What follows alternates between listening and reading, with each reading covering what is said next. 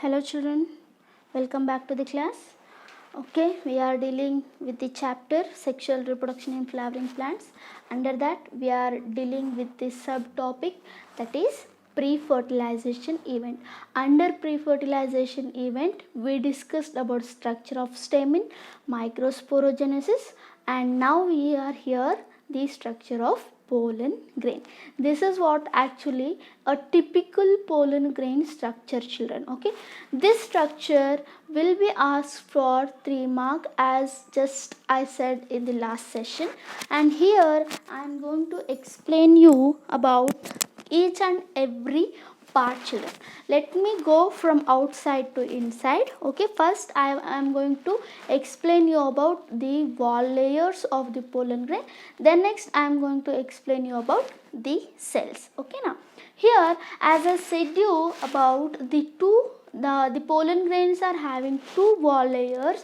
Those are called exine and then intine. Okay, the pollen grain is, before going to that I would like to tell you about one term, that is palynology. Okay, palynology, it is not there in your NCERT. Just for your extra purpose I am just explaining you what actually palynology means. It is the study of pollen grain. It is the study of pollen grain characteristic is called what? Palynology. The study of pollen grain characteristic is called what? Palynology. Okay, now next, how many wall layers are there? Pollen grain has two wall layer. It has two wall layers. What are they? The outer wall layer is called exine, and then inner wall layer is called intine. I hope everybody is remembering. Okay, this outer wall layer is called what? Exine, and then inner wall layer is called what? Intine. Now let me talk about the details about the exine. The outermost layer of the what? The pollen grain is called what? Exine. Exine, it is, children, it is the outermost wall layer of the pollen grain. Exine, chemically it is made up of sporopollenin. Chemically the exine is made up of sporopollenin. I am talking about very important thing about the sporopollenin, so please be concentrate. Okay, the exine, the wall layer of exine is made up of, chemically what it is made up of, what, children? It is made up of sporopollenin. What actually this sporopollenin chemically? It is derived from carotenoids. It is what actually? It is nothing but it is a fat, children, actually. Okay, and it is derived from what? Carotenoids. It is nothing but a fatty substance. Chemical structure, if you see, the sporopollenin is nothing but the fatty substance, and it is derived from what? It is derived from carotenoids.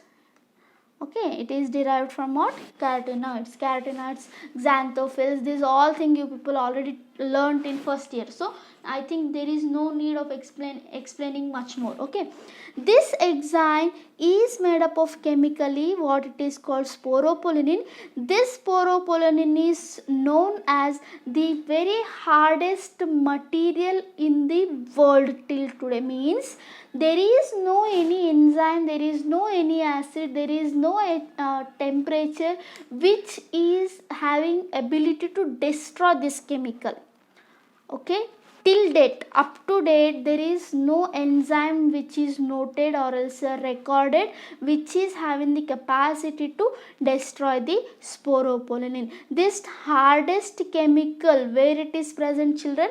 In the exine. Okay, the sporopollenin has the capacity of high resistance capacity. Okay, it is having high resistant capacity. Which one? Sporopollenin. Sporopollenin has high resistance capacity, high resistance capacity to what?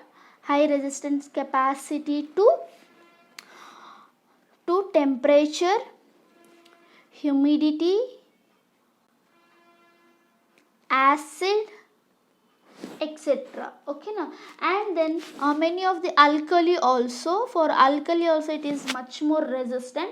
And then there is no enzyme in the world itself, there is no enzyme recorded which is which has the capacity to break this sporopollenin. I hope everybody is understanding. Okay now, why? Because sporopollenin microspore of past plants are well preserved as a microfossil because of this chemical nature. Because of this chemical nature of the sporopollenin, this pollen grain can be stored as a microfossils, children. Okay na? Because of this sporopollenin which is present in exine layer, the pollen grains can be stored as a microfossils. Means what? Years together ago, what happens if pollen grain is descends from the anther, and if at all it is present of any on the rock, it will be having a fossilization. It will be very helpful for our learning studies. For learning purpose it is will be very helpful. Okay, and then due to the presence of this sporopollenin only, the pollen grains can be stored as a pollen banks, or else it can be stored in a liquid nitrogen. Due to the presence of pollen grain, sporopollenin, the pollen grains can be stored in minus 196 degrees Celsius of nitrogen. This process is called cryopreservation, and that bank is called what? Pollen bank, children. Okay now, where the well defined characterized pollen grains will be there, no, that pollen grains will be stored in a bank. That bank is called what? Pollen grains. Nowadays you also know many of the banks are there, like sperm bank is there, and then cereal bank is there. Same like that, nowadays pollen bank is also there, and their pollen grains are stored in liquid nitrogen in the temperature minus 196 degree Celsius. Now here let me talk about somewhat extended to the NCERT, that is exine. Again it is differentiated, means what just now I said, no, exine, the outer layer, again it is divided into two layers, childrens. Okay, exine is again it is divided into two layers. One is the outer one, ectexine, this is outer one, and then inner one is endexine, this is inner one. Okay, again exine is divided into ectexine and then endexine. If I take only this portion, this is exine, isn't it? Okay, if I focus with color, this is exine. Okay now, the outer one is what? Exine. If I focus, again the exine is made up of two, what actually?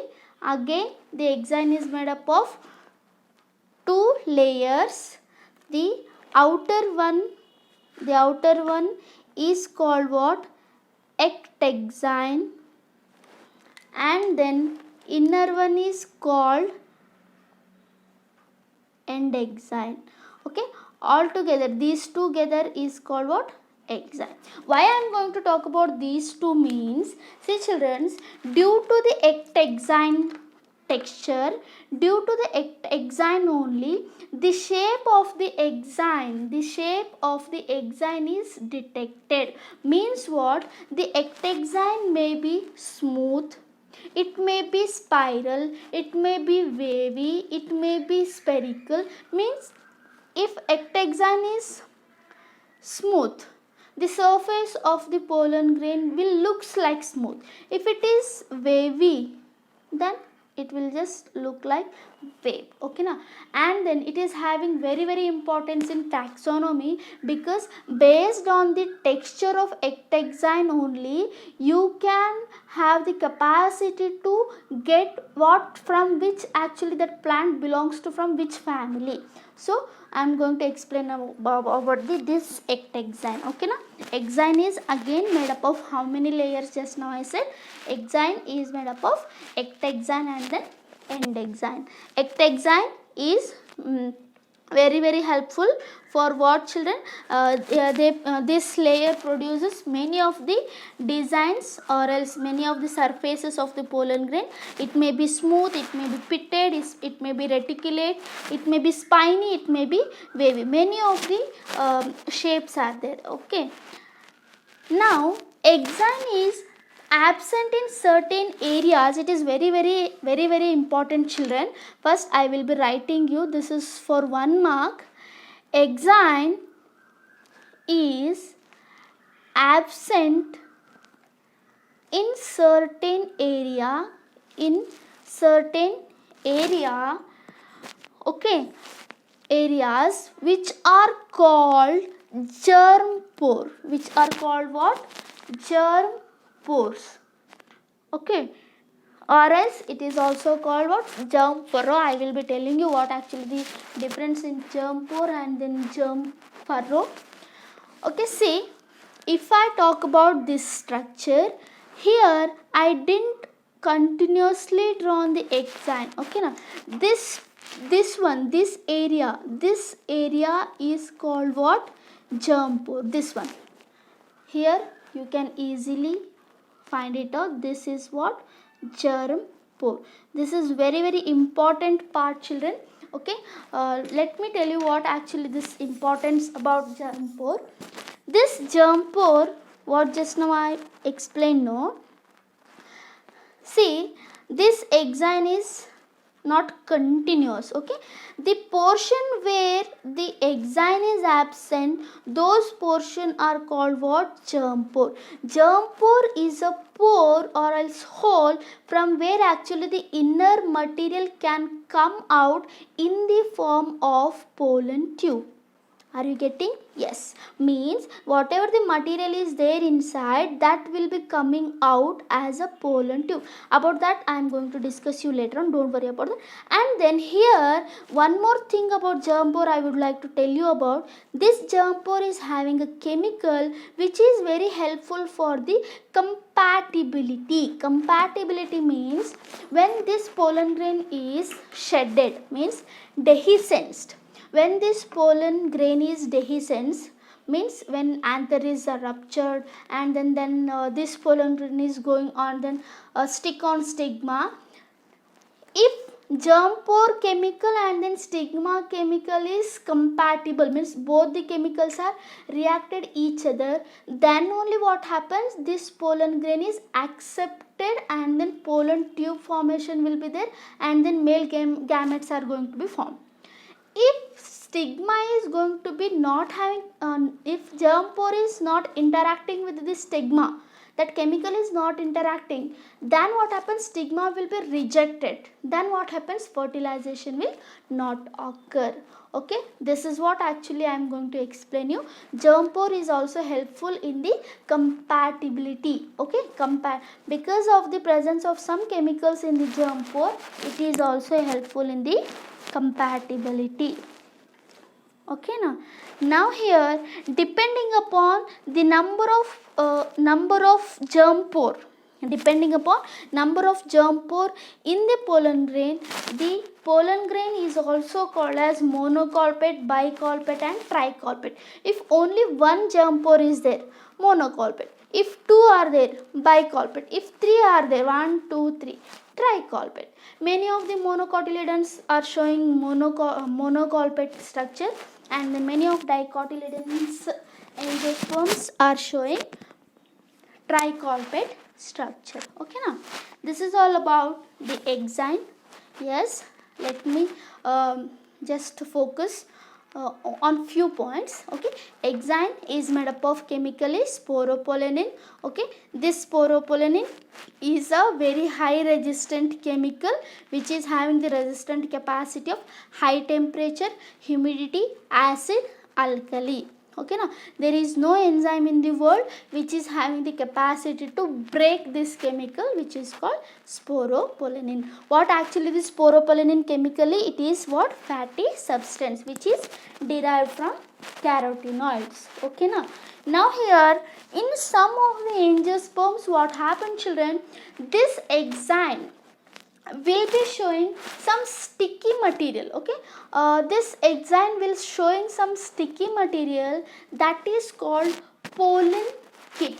Okay, usually what happens, insects will be when the insects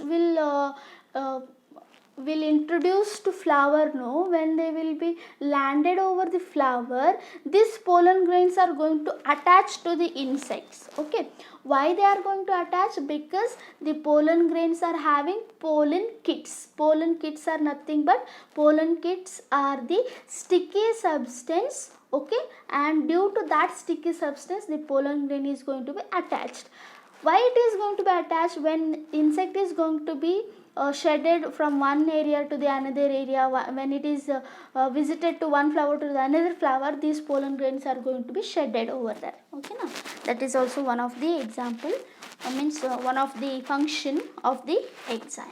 Okay, pollen kit, it is when pollen grains has a covering of yellow sticky substance which is called what? Pollen kit. Pollen kit is actually made up of lipids and carotenoids. And now let me talk about the inner wall layer. Okay, just now we finished exine. Now let me talk about intine. What actually intine is and what chemical it is made up of. Now intine is inner wall layer, children. Intine is inner wall of the pollen grain. Intine is inner wall layer or else inner layer of pollen, and then or else sporoderm also I can say. This one both together, exine and then intine, I can call it as sporoderm. Okay, why I can call it as sporoderm? Because now this is it is called microspore, isn't it? Now this, as I can call it as microspore, the layer, the derm of that is called what?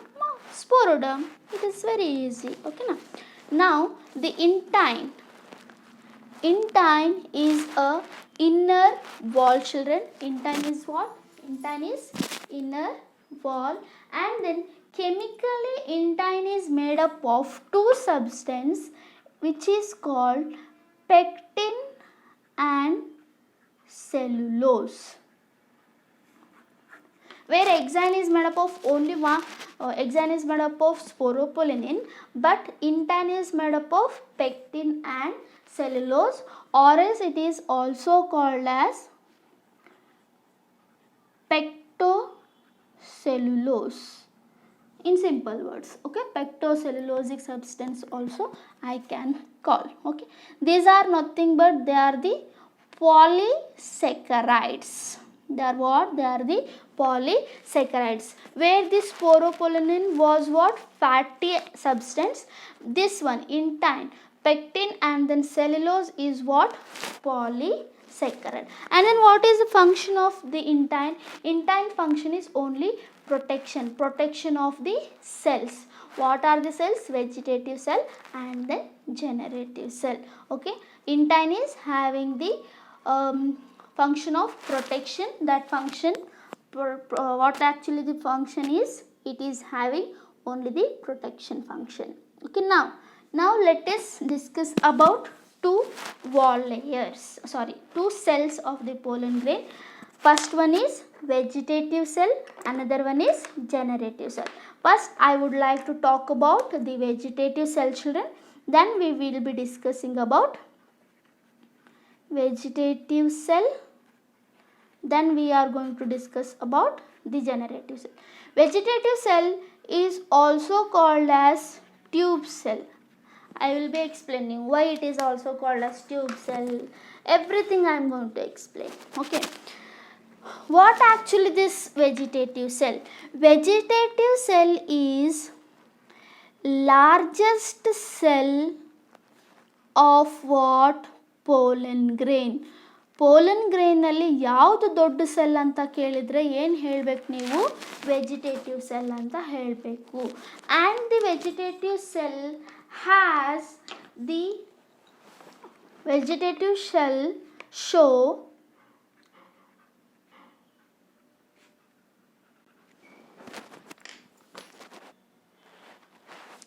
vegetative cell will be showing you what actually vegetative cell is having. Those all things we are going to learn here. The vegetative cell protoplast, actually see children, when microspore will be there, no, the microspore will divide mitotically unequally. Then what happens? This vegetative cell and then generative cell will be going to be formed, isn't it? Here vegetative cell will be having dense cytoplasm. Vegetative cell is having what? Dense cytoplasm and then irregularly shaped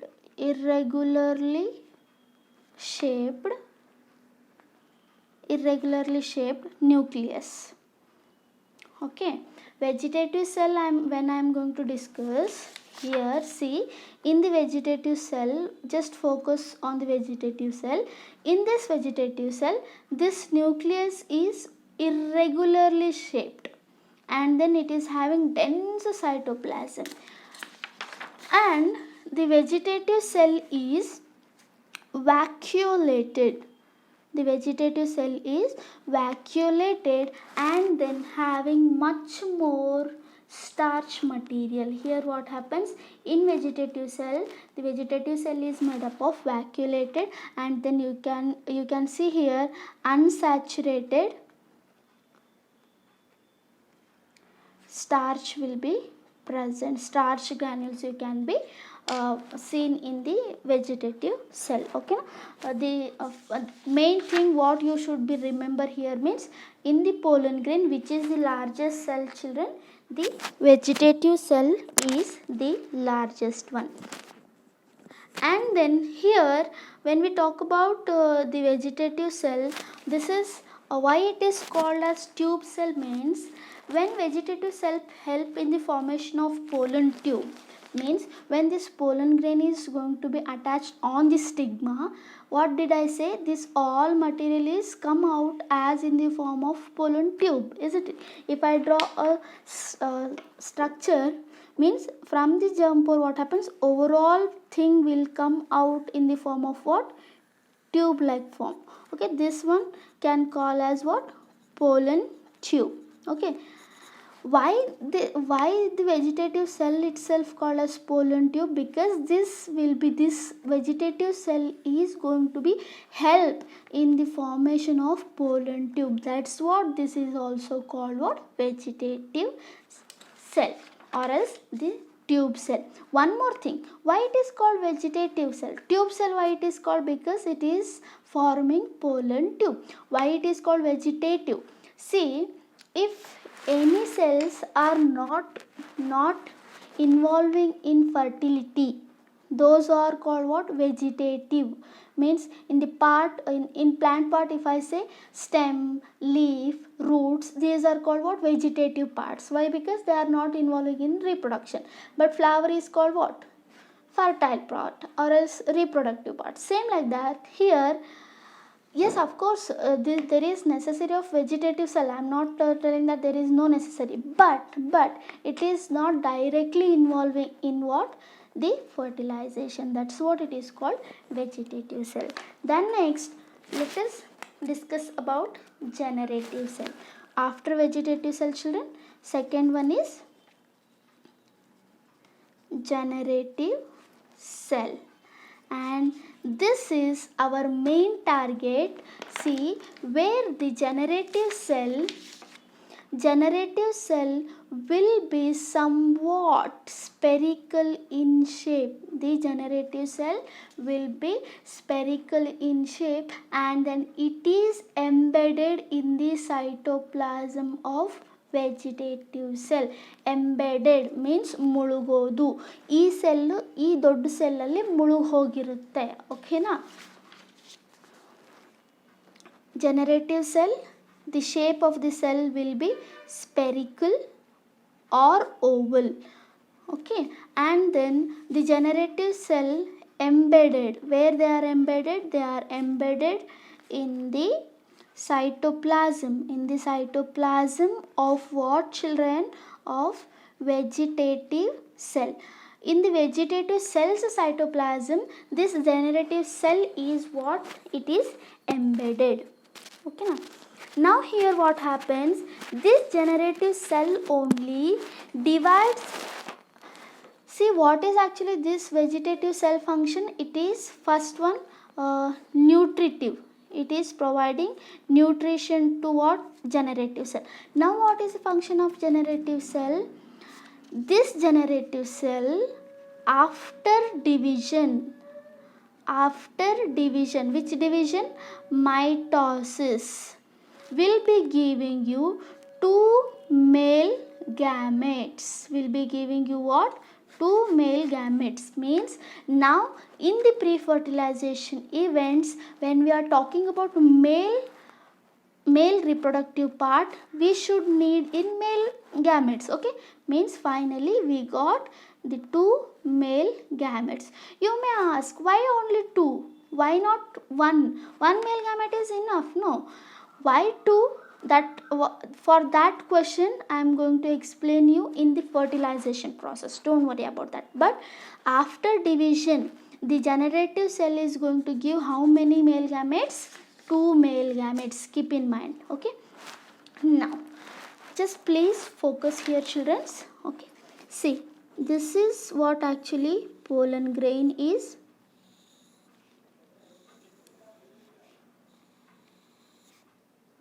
Okay, rough structure I am going to draw, and this is generative cell, this is vegetative cell, isn't it? Here if I say this one, in 60% of angiosperms, the pollen grains were shed in two-celled stage. This point is there in your NCERT. I hope you people will understand what I am going to tell you now. Okay, one cell, two cell.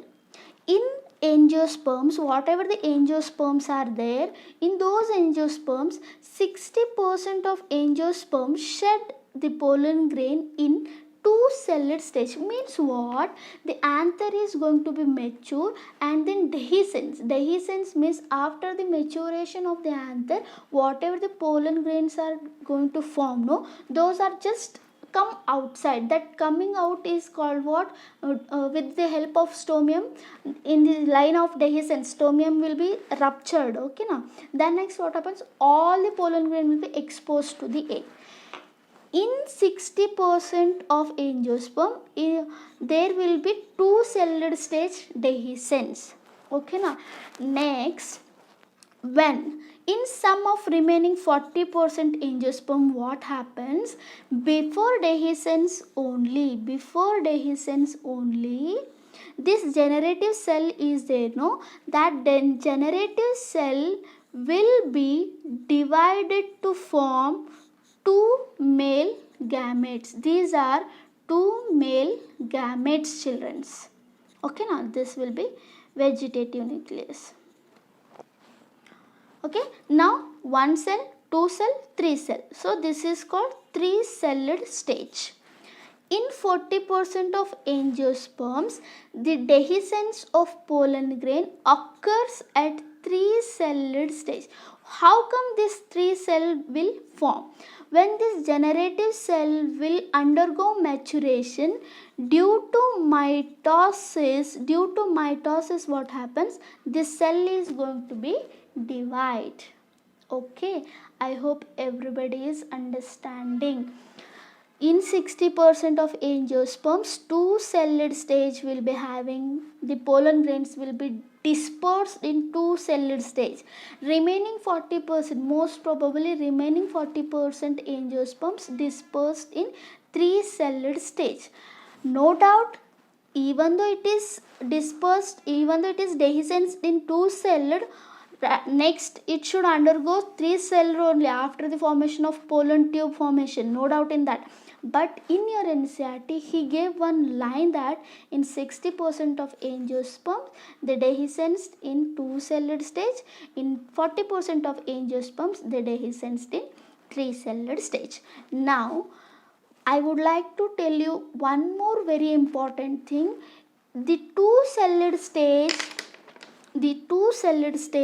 show how many meiosis, children? Microspore means MMC is given, microspore tetrad means only one meiosis.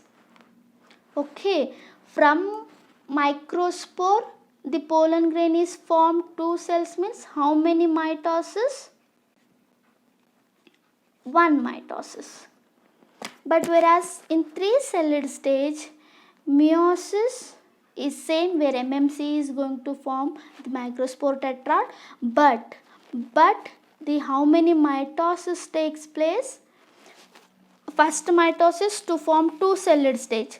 Second mitosis, this is second mitosis. So there will be taking place of two mitosis to form a three-celled stage of pollen grain. To form a two-celled stage of pollen grain, there is necessary of meiosis, only one meiosis, and then only one mitosis will takes place. To form three-celled pollen grain, there will be formation of one meiosis and then two mitosis. This is what actually I am going to talk about.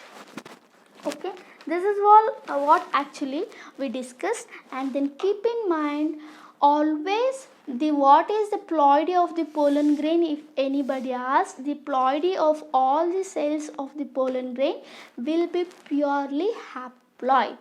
Okay, now rather than this, only small topic is there, that is about pollen allergy, pollen viability. Just let me talk about that. What actually pollen allergy? See, pollen allergy means due to many of the pollen, human beings will get allergies like asthma, bronchitis, hay fever. These all are comes under what? Pollen allergy. Like what? Asthma, hay fever and bronchitis. Okay, means the respiratory lung diseases, those all will be due to what? Pollen allergy. Means some of the human beings were allergic to what? Pollen grains. Best example I can say, I think you people know about Swaminathan, okay, green revolutionary, father of green revolutionary. Okay, when he took many of the weeds from the different countries, while he brought the weeds, he also brought, means as a contamination along with weed, as a contamination, Parthenium were introduced to the India. Parthenium, another name is carrot grass. Okay, due to this Parthenium, many of the pollen allergic were seen in the human. Not actually, this Parthenium is not from India. This Parthenium is the outer country. As how it came to our country?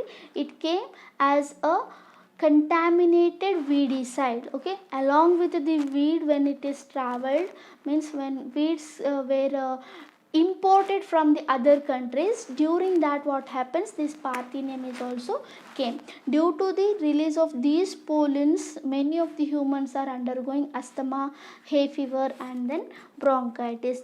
And then what is the curance? There is no curance, only prevention is there. If you know you are allergic to the pollen grains, you should avoid that plant or else that area, only that much. Okay, for the pollen allergy there is no any curance, only prevention can be done.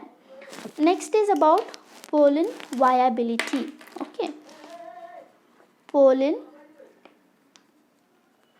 viability. What actually the pollen viability? This is the time duration during which pollen is functional. See children, now what happens, in the anther pollens are produced. Okay, when the pollen are produced, up to what time this produced pollen will be functional, that time duration is called what? Pollen viability. In different plants the pollen viability will be varied children. So that I am going to explain you here. I am going to give some examples also, don't worry about that. What actually pollen viability? It is the duration.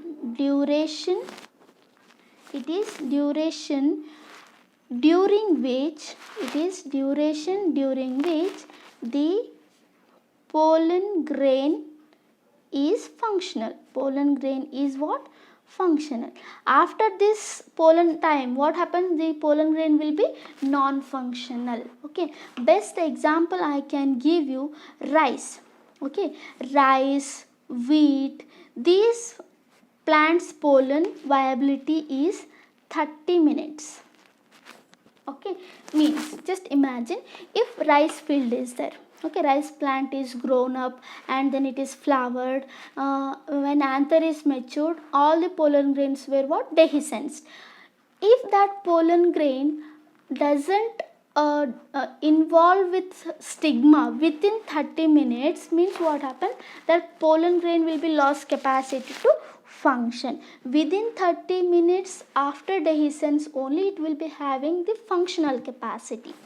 Okay, and then many of the members of Leguminosae and Rosaceae members, what they do, they will be showing the pollen viability of many of the months together.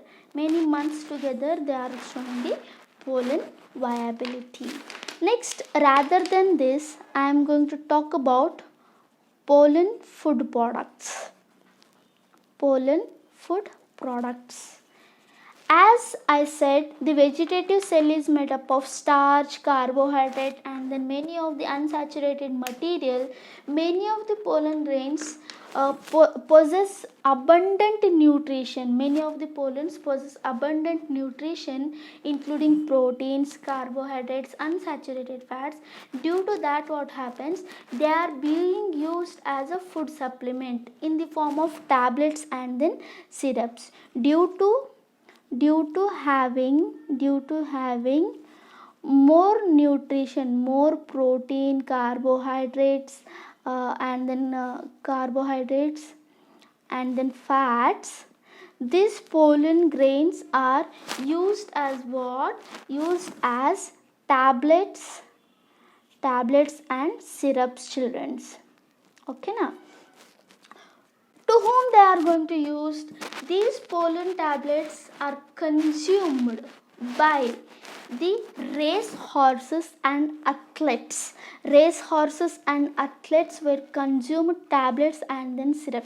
Athlete means we believe that after consuming of the tablets and then syrups of pollen grain, the effect was very good. Means the athletes were having more energy, so they used to run very fast, and then in race horses also the effect was very good.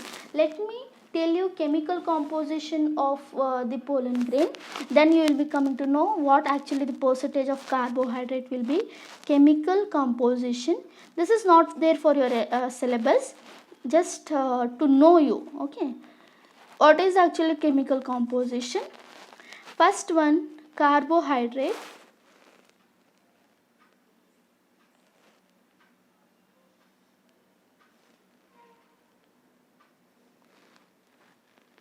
Just a minute.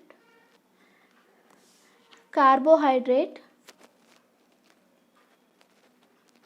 is, there will be 24 to 48% of carbohydrate in pollen grain.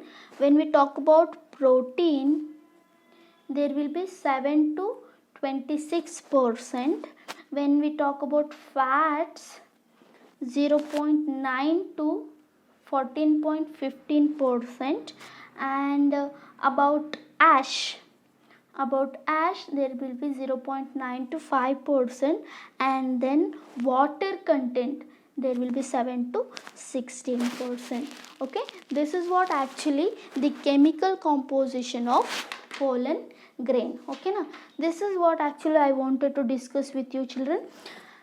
Now here, after this, while explaining this, we finished a major part, that is about the male gametophyte. Okay, pollen grain is also called male gametophyte. Why it is called male gametophyte?